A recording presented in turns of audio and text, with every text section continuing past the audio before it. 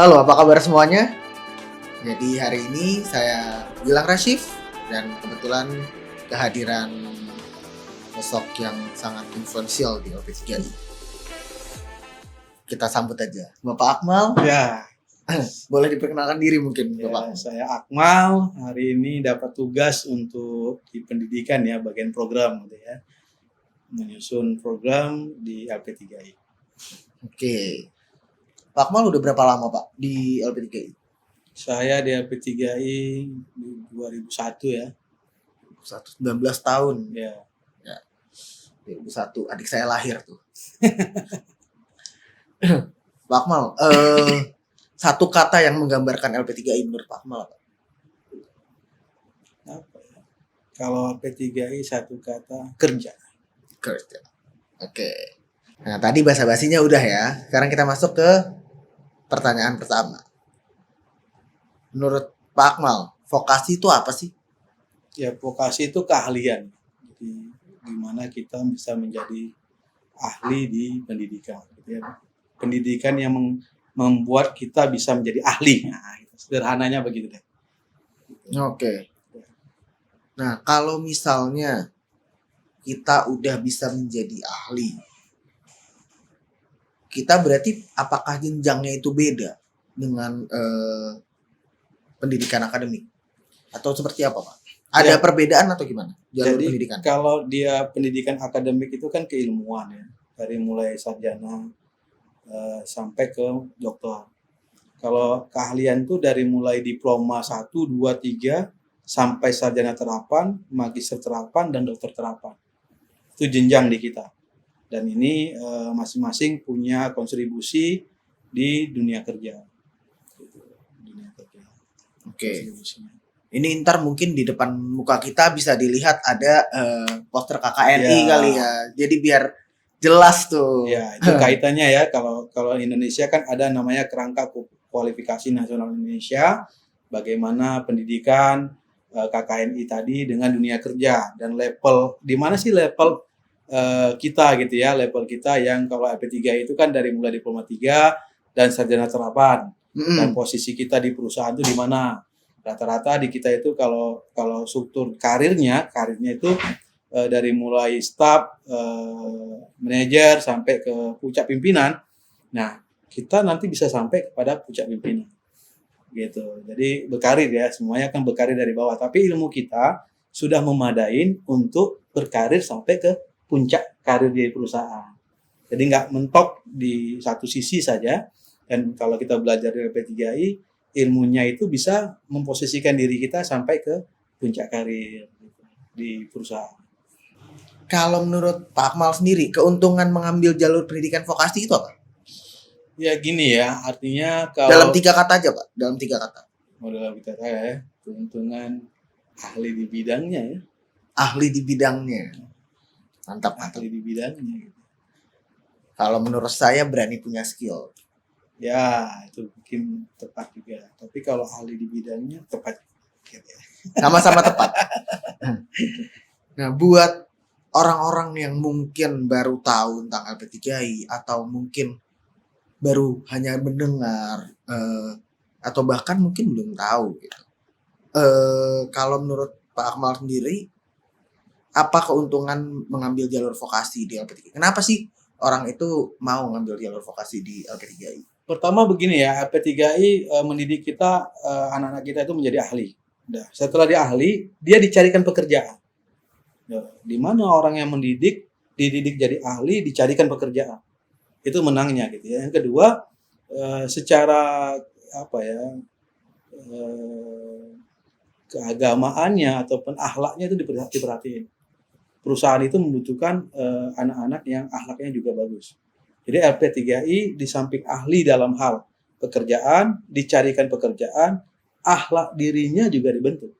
Akhlak dirinya dibentuk. Jadi mudah-mudahan dengan demikian LP3I pasti akan bisa menghasilkan SDM yang dibutuhkan banget oleh perusahaan. Kalau di perusahaan itu istilahnya gini ya, karakter pegawainya seperti apa. Nah, LP3I memperhatikan karakter yang diminta oleh industri, keahliannya yang diminta oleh industri, dan kita bersinergi bagaimana mereka bisa bekerja di perusahaan kolaborasi LP3I dengan dunia usaha tadi. Oke, berarti kurang lebih di LP3I itu nggak hanya belajar untuk menjadi ahli, tapi kita juga belajar untuk punya skill. Ya, Kita jadi dihitung untuk berani punya skill, berani berkembang, dan juga berani berkarya nanti ketika sudah lulus dan menjejaki atau masuk ke dunia usaha dan dunia ya, industri. tapi yang penting begini ya. Jadi dunia usaha, dunia industri itu tidak hanya berpikir karir itu datang dari yang kuliah di akademi. Justru mereka yang kuliah di vokasi itu justru mendapatkan semacam prioritas yang utama.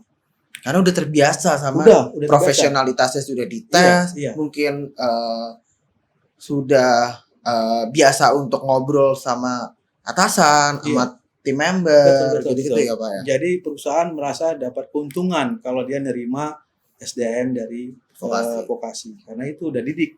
Jadi perusahaan tinggal tidak banyak cost lagi untuk mendidik mereka.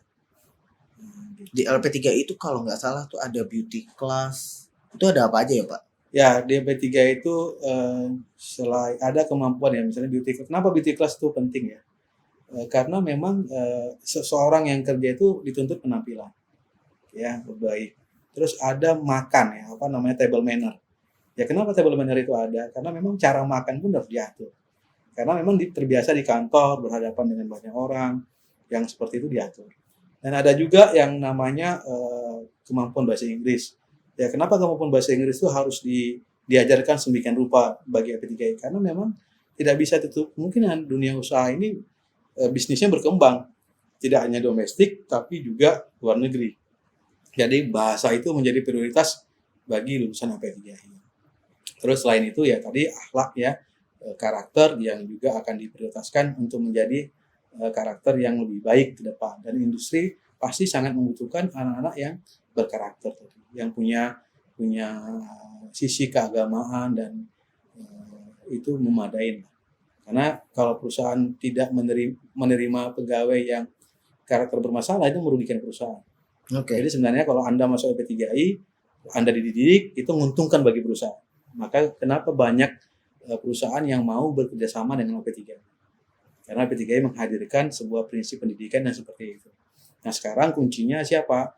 Kalau LP3I sudah memberikan fasilitas ini sedemikian rupa, nah masyarakat atau yang ingin meningkati pendidikan LP3I seperti apa komitmennya, motivasinya gitu loh. Jadi tergantung cara berpikir masyarakat melihat karir ke depan. Jadi kan gini ya, masuk di akademi kuliah atau di vokasi di LP3I, karir ke depan itu kan harus ditata. Nah, yang paling mendekatin siapa nih dari dua pendidikan ini ke dunia industri? Jadi bukan mana yang lebih baik, tapi Bukan. mana yang lebih cocok. Iya, mana yang lebih cocok dan kalau memang misalnya kita ingin membuat sepeda, ya kita ada dua. Apakah ilmu membuat sepedanya atau cara membuat sepedanya? Cara membuat sepedanya Nah, dong. lebih cenderung cara buat sepedanya dong. Nah, LP3I bermain di caranya gitu. Sehingga dibutuhkan oleh banyak perusahaan. Oke. Kita rasa cukup sampai sini dulu untuk konten mau ngomongin.